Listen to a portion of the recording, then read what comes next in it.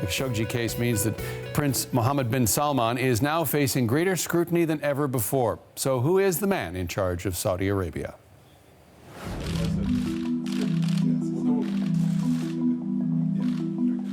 Mohammed bin Salman is only 33 years old, but he's already one of the most powerful men in the Middle East, and next in line to be king. There is a lot of things could be tackled in the close future. He lifted the ban on women driving, reintroduced public entertainment, and curbed the power of the unpopular religious police. We believe in the notion of human rights, but ultimately Saudi standards are not the same as American standards. But last year, he rounded up dozens of princes and business figures and held them in a luxury hotel, accusing them of corruption. And he briefly detained Lebanon's prime minister, allegedly forcing him to resign. Then there's Yemen. As defense minister, Mohammed bin Salman locked his country into an expensive and seemingly unwinnable war. The Saudi crown prince also has his eyes on the future, announcing Vision 2030, a plan to diversify Saudi's oil-dominated economy and build a high-tech megacity in the desert. Well, joining us now from London is Robert Lacey. He's the author of Inside the Kingdom and first met Jamal Khashoggi 39 years ago and developed a close friendship with the missing journalist. Robert, I want to thank you so much for joining us. Before we get to talk about Prince Mohammed bin Salman and the politics of this story, I want to start with your personal reflections. And first, let us say our condolences for the loss of your friend. What are your thoughts when it was confirmed that Jamal Khashoggi had been killed? Well, I suppose I just assumed it from the moment I heard this far-fetched story of walking out of the embassy. And I've had several weeks now to process my grief. I'm still moved at his memory. It's difficult to talk about. So, you know, as you can see, for myself and for his many friends, it's immensely saddening.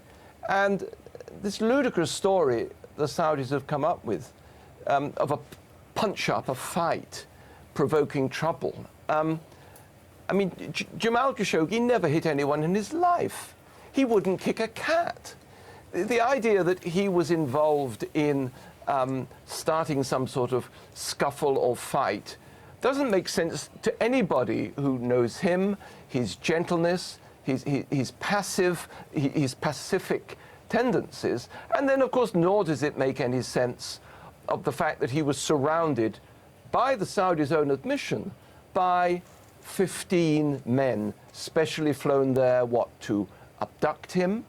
That in itself is an admission of terrible guilt, that they were going to, that they're saying, oh, well, it doesn't matter, we were just going to pack him up and take him back to Riyadh. That's an international crime. So the whole thing is just doesn't make sense. Why did these 15 men apparently include a specialist in autopsies, cutting up bodies in a mobile capacity with a blade saw? I mean, and now they're saying they want us to believe it was just a scuffle that got out of hand. None of it fits together. And please ask me questions, but I'd like to make one other point. The big suspect in all of this is, of course, the Crown Prince. Those of us who know Saudi Arabia, those of us who imagine what they know about Saudi Arabia, obviously assume that everything comes from the top. And it does. It's an autocracy. Nobody could mount an operation like this without getting authorization from the top. And some of us had hopes when we heard what was happening just in these last days in Riyadh. Apparently, the king had taken the dossier of investigation away from the Crown Prince because he was a suspect and given it to a senior member of the family, Prince Khalid Al Faisal, who's the one who actually went to Turkey to ask the questions. But now, the king has handed the dossier back to the Crown Prince, saying, please investigate, when the Crown Prince himself is the principal suspect. I mean, nothing about this. Sorry, Mr. Lacey, I just wanted to, and thank you for all your insights on this, but I wanted to ask you at this point, there's almost a, where does this leave Mohammed bin Salman, either within his own country or when it comes to his credibility on the world stage? It's a total and major blow to the credibility of Mohammed bin Salman. In the last year, he's been going around the world feted, almost embraced by leaders around the world, understandably welcoming the idea of reform in Saudi Arabia. But after what we've learned in the last weeks, and are still going to learn, what elected world leader in the West is going to want to be photographed shaking hands with this man? I think his credibility as a future representative of Saudi Arabia is shot. I mean, legal experts are already saying that as Crown Prince, he has no legal immunity. So if he travels outside the country, he risks being apprehended because of his alleged role in what has happened. He may have an immunity if and when he becomes head of state. But as I say, how can this man, who is now indelibly stamped on the world's imagination with this cruel murder, ever hope to be taken seriously? And when the current king either resigns or dies, the Saudi royal family will have a final say, or in the old system, they should have a final say on who becomes the new king. So I would be amazed. Is Mohammed bin Salman in any danger of not becoming the next king because of what has happened? I think that I would be very surprised if the senior members of the Saudi royal family in the future would want this man to represent them for decades to the outside world, because the outside world will have no respect for him, and that will have a major impact on Saudi Arabia's capacity to do business or politics anywhere in the world. And yet U.S. President Trump has said he finds this latest explanation credible. What are your thoughts on that? Well,